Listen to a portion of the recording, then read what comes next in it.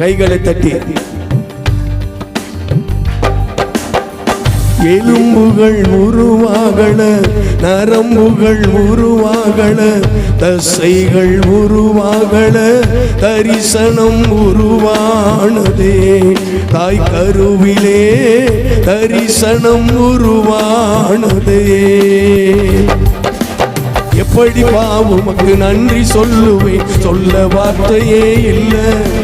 நீங்க போதும் என் வாழ்க்கை முழுவதும், வேறு ஆசையே இல்லை. எப்படி உமக்கு நன்றி சொல்லுவேன், சொல்ல வார்த்தையே இல்லை. நீங்க போதும் என் வாழ்க்கை முழுவதும், வேறு ஆசையே இல்லை. அழியாமல் அணைத்து கொண்டீர், கலையாமல் காத்து கொண்டீர், குறைவின்றி பிறக்க செய்தீர், பத்திரமாய் என்னை சுமந்தீரே. தாய் கருவிலே பத்திரமாய் என்னை சுமந்தீரே. அழியாமல் அணைத்து கொண்டீர், கலையாமல் காத்து கொண்டீர், குறைவின்றி பிறக்க செய்தீர், பத்திரமாய் என்னை சுமந்தீரே. தாய் கருவிலே பத்திரமாய் என்னை சுமந்தீரே. சேர்ந்து சொல்லலாமா? எப்படி உமக்கு நன்றி சொல்லுவேன், சொல்ல வார்த்தையே இல்லை.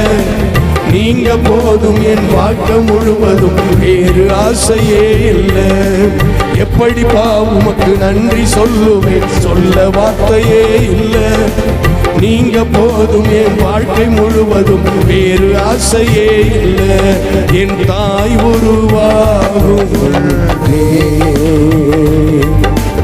என் கருவை கண்டீரையா. என் பெயர் உருவாகும் பெயர் சொல்லி அழைத்தீரையா. என் தாய் உருவாகும் உன்னே என் கருவை கண்டீரையா. என் பெயர் உருவாகும் உன்னே பெயர் சொல்லி அழைத்தீரையா. எலும்புகள் உருவாகல, எலும்புகள் உருவாகல, நரம்புகள் உருவாகல, தசைகள் உருவாகல, தரிசனம் உருவானதே. தாய் கருவிலே தரிசனம் உருவானதே. சொல்லலாமா? எலும்புகள் உருவாகல, நரம்புகள் உருவாகல, தசைகள் உருவாகல, தரிசனம் உருவானதே. தாய் கருவிலே தரிசனம் உருவானதே. எப்படி உமக்கு நன்றி சொல்லுவேன், சொல்ல வார்த்தையே இல்லை. நீங்க போதும் என் வாழ்க்கை முழுவதும், வேறு ஆசையே இல்லை. எப்படி உமக்கு நன்றி சொல்லுவேன், சொல்ல வார்த்தையே இல்லை. நீங்க போதும் என் வாழ்க்கை முழுவதும், வேறு ஆசையே இல்லை. எப்படி உமக்கு நன்றி சொல்லுவேன், சொல்ல வார்த்தையே இல்லை. நீங்க போதும் என் வாழ்க்கை முழுவதும், வேறு ஆசையே இல்லை. போவாஸ் என்கின்றதான ஒரு தேவ மனிதன் மோவாபிய பெண்ணாகிய ரூத்துவை மனைவியாக ஏற்றுக்கொண்ட பொழுது, ஒலிமுக வாசலில் இருந்த சகல ஜனங்களும் மூப்பர்களும் போவாசையும் அவருடைய மனைவியாகிய ரூத்துவையும், நல்ல கவனிங்க, யாக்கோபு என்று அழைக்கப்பட்ட இஸ்ரவேலுக்கு மனைவிமார்களாக இருந்த ராக்கேலை, லேயாளை மையமாக வைத்து வாழ்த்தினதான வார்த்தைகளைத்தான் இந்த வேளையிலே நாம் ஒவ்வொருவரும் வாசிக்க கேட்டோம். போவாசையும் அவர் மனைவியாகிய ரூத்துவையும் பார்த்து, சகல ஜனங்களும் மூப்பர்களும் என்ன சொல்லுகிறார்கள்? போவாசே, உனக்கு வந்திருக்கிற மனைவி, உனக்கு தேவன் கொடுத்திருக்கின்ற மனைவி, இந்த நாளிலே தேவன் மனைவியாக உனக்கு இணைத்திருக்கிறாரே, அந்த ரூத் என்கிற பெண்ணினுடைய வாழ்க்கை உனக்கு எப்படி இருக்கும் தெரியுமா? இஸ்ரவேலை கட்டின, யாக்கோபனுடைய சந்ததியை கட்டின, யாக்கோபனுடைய பிள்ளைகளை தேவ சித்தத்தின்படி கட்டின ராக்கேலை போல, லேயாளை போல அவள் என்ன செய்வாள்? அவள் இருப்பாள். உனக்கு வாழ்க்கை துணையாய் இருப்பாள் என்று அவர்கள் சொல்லியிருப்பதை நாம் பார்க்கிறோம். யாக்கோபுக்கு மனைவியாக வந்த இந்த ராக்கேலும் லேயாளும் யார் என்று நாம் வேதத்திலே நாம் பார்ப்போம் என்றால், தேவனை அறியாத குடும்பத்திலே பிறந்தவர்கள் தான் ராக்கேலும் லேயாளும்.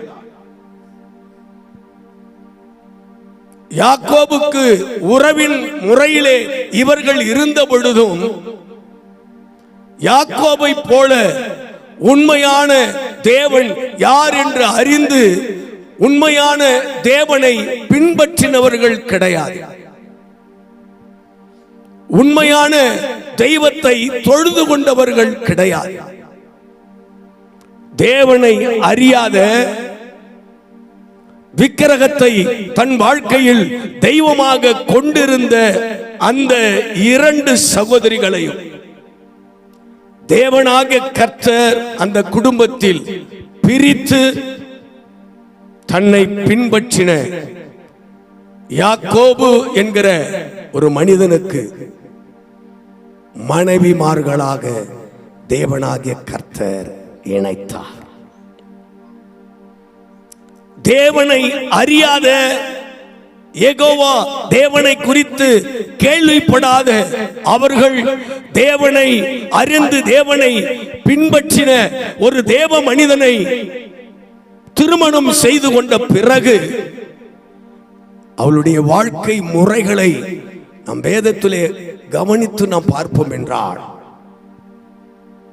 தன்னுடைய கணவராகிய யாக்கோபு என்று அழைக்கப்படுகிற இஸ்ரவேல் எந்த தேவனை நம்பி பின்பற்றி வாழ்கிறவராக காணப்பட்டாரோ அந்த தேவனையே இவர்கள் தங்களுடைய வாழ்க்கையிலே தேவனாக தெய்வமாக ஏற்றுக்கொண்டு, நல்ல கவனிங்க, தேவனை பின்பற்றுகிறவர்களாக அவர்கள் மாறி போனார்கள். நீங்க வீட்டில் போய் ஆதியாகமம் 29வது அதிகாரம் 31 35 வரையிலும் நீங்கள் வாசித்து பார்ப்பீர்கள் என்றால், வார்த்தை சொல்லுகிறது, லேயாள் அற்பமாய் எண்ணப்படுவதை கர்த்தர் பார்த்து அவளுடைய கற்பத்தை திறக்கிறார். அவளும் ஒரு குழந்தையை, முதல் குழந்தையை பெற்றெடுக்கிறாள். பெற்றெடுக்கும் பொழுது அவள் சொல்லுகிறாள், என் சிறுமையை பார்த்த கர்த்தர். நல்லா கவனிங்க, கர்த்தர் என்றாலுமே யாருன்னே தெரியாது அவங்களுக்கு. விக்கிரகத்தை ஆராதித்தவர்கள். இப்ப அவ சொல்றா, என் சிறுமையை பார்த்த கர்த்தர் என் சிறுமையை மாற்றும்படி எனக்கு ஒரு குழந்தையை கொடுத்திருக்கிறார். ஆகவே இந்த குழந்தைக்கு ரூபன் என்று பெயரிடுகிறேன் என்று பெயரிடுகிறார். நீங்க அதே ஆதியாகமம் 30வது அதிகாரம் 6:23 நீங்கள் பார்ப்பீர்கள் என்றால், ராக்கேல், நல்ல கவனிங்க, என் தலையின் மேல் இருந்த நிந்தையை நீக்கும்படி கர்த்தர் எனக்கு என்ன செய்திருக்கிறார்? குழந்தையை கொடுத்திருக்கிறார். ஆகவே இந்த குழந்தைக்கு யோசேப்பு என்கிற பெயரை வைக்கிறேன் என்று அவள் சொல்லுகிறார். இந்த காரியத்தை ஏன் நான் உங்களுக்கு காண்பித்து கொடுக்கிறேன் என்றால், கர்த்தரை அறியாதவர்கள்,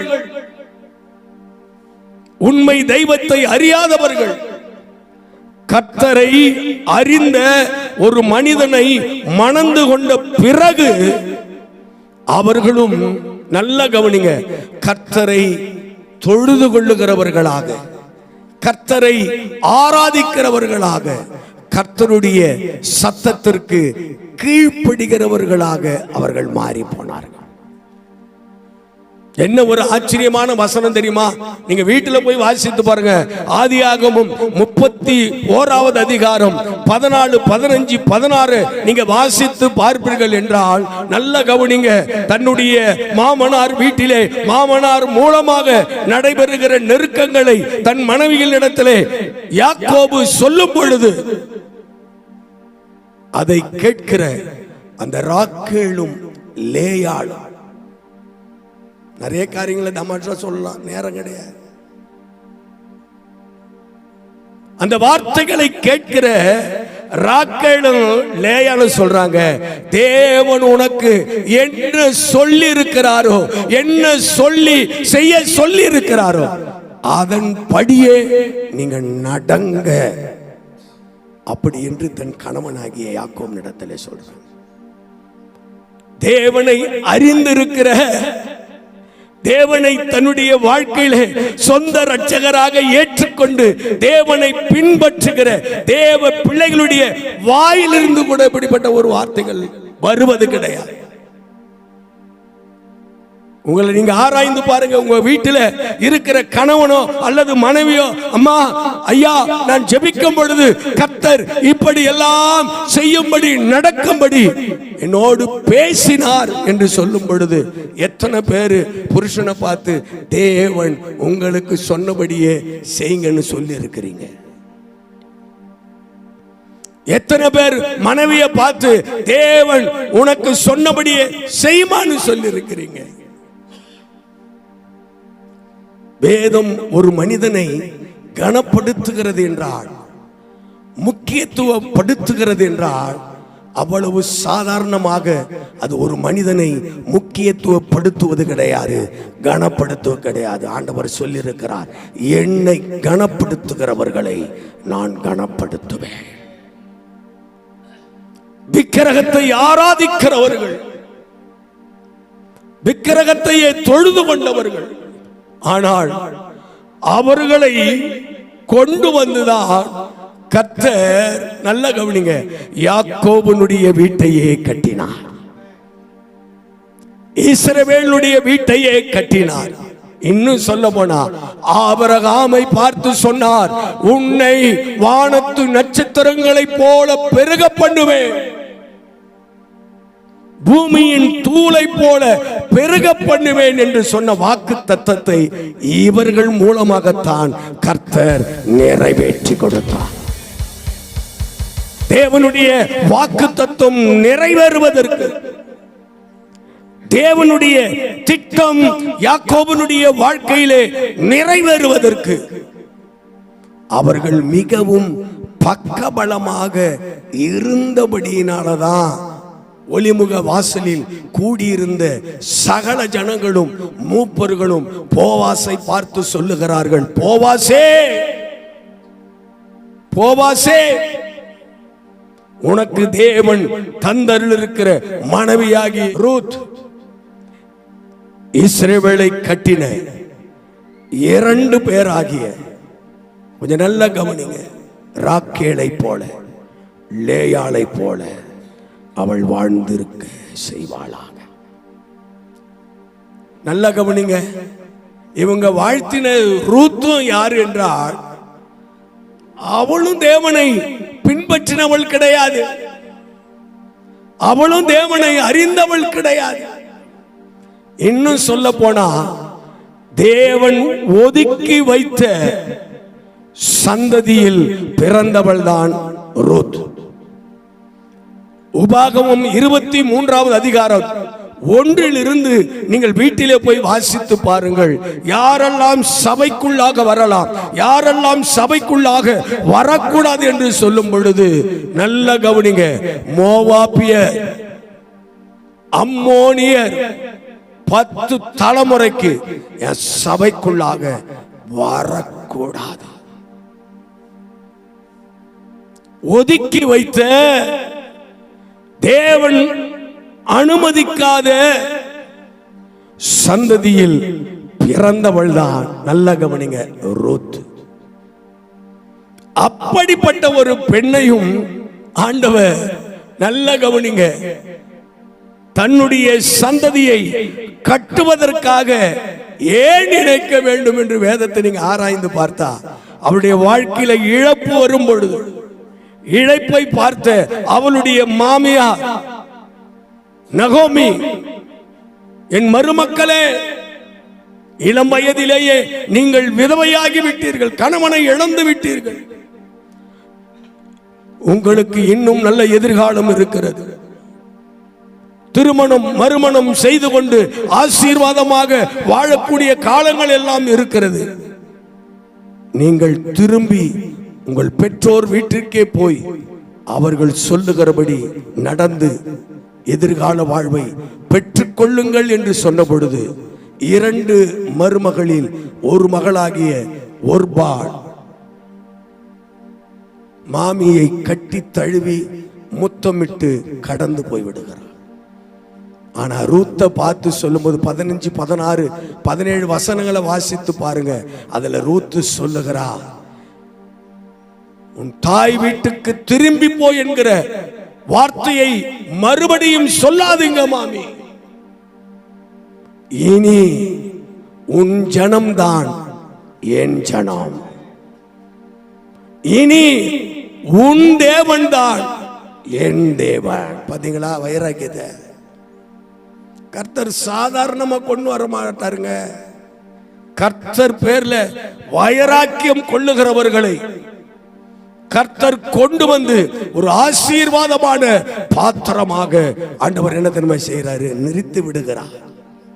அந்த குடும்பத்துல அவளுக்கு பிறந்த சந்ததியில தான் இயேசு கிறிஸ்து வந்து பிறந்தார் என்றால் எவ்வளவா அவர்களை கர்த்தர் கனப்படுத்தி வைத்திருக்கிறார். அப்ப நாமும் இன்றைக்கு கனத்திற்குரிய பாத்திரமாக மாற வேண்டும் என்றால் ஆரம்ப நேரத்தில் நான் சொன்னபடி தேவ ராஜ்யத்தை கட்டுகிறவர்களாக நீங்களும் நானும் என்ன செய்ய வேண்டும், மாற வேண்டும். தேவ ராஜ்யத்தை, தேவனுக்குள்ளாக அநேக குடும்பங்களை எப்பொழுது கட்ட முடியும் என்றால் நல்ல கவனிங்க. மறுபடியும் ராக்கேல் லேயாள் ரூத்தை குறித்து 2 நிமிடம் சொல்லி இதை சொல்லி நான் முடிக்க போறேன். இவர்களால எப்படி இஸ்ரவேலுடைய வீட்டை கட்ட முடிந்தது, ரூத்துவால் எப்படி போவாசுடைய வீட்டை கட்ட முடிந்தது என்பதை நாம் கவனித்து ஆராய்ந்து பார்ப்போம் என்றால் ஒன்றை அவர்கள் கண்டு கொண்டார்கள். என்ன தெரியுமா, தேவனை அறியாத எங்களை தேவன் அவரை அறிந்த ஒருவருக்கு இன்றைக்கு மனைவிமார்களாக இணைத்திருக்கிறார் என்றால் அதிலே ஒரு நோக்கம் இருக்கிறது என்பதை அவர்கள் கண்டு கொண்டார்கள்.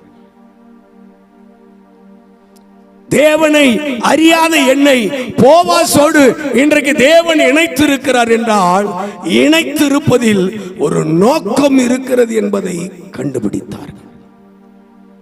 என கருமையான தேவனுடைய ஜனமே, ரட்சிக்கப்படுகிறவர்களை தேவன் அனுதினமும் சபையிலே சேர்க்கிறார் என்றால் என்ன தெரியுமா பொருள், தேவன் சபையில் கொண்டு வந்து உங்களை இணைக்கிறார் என்று ஒரு பொருள்.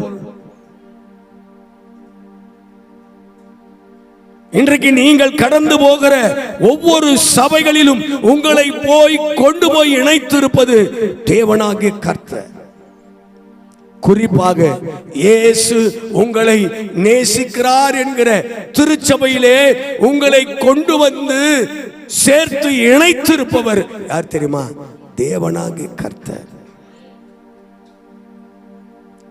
தேவனால் இந்த திருச்சபையில் ஊழியக்காரனோடு இணைந்திருக்கிற நீங்கள் என்ன செய்ய வேண்டும்? தேவன் எங்களை இணைத்திருக்கிறார் என்றால் அதற்கு ஒரு காரணம் இருக்கிறது, அதற்கு ஒரு நோக்கம் இருக்கிறது என்று அறிந்து நீங்க என்ன தெரியுமா செய்யணும்? செயல்பட வேண்டும்.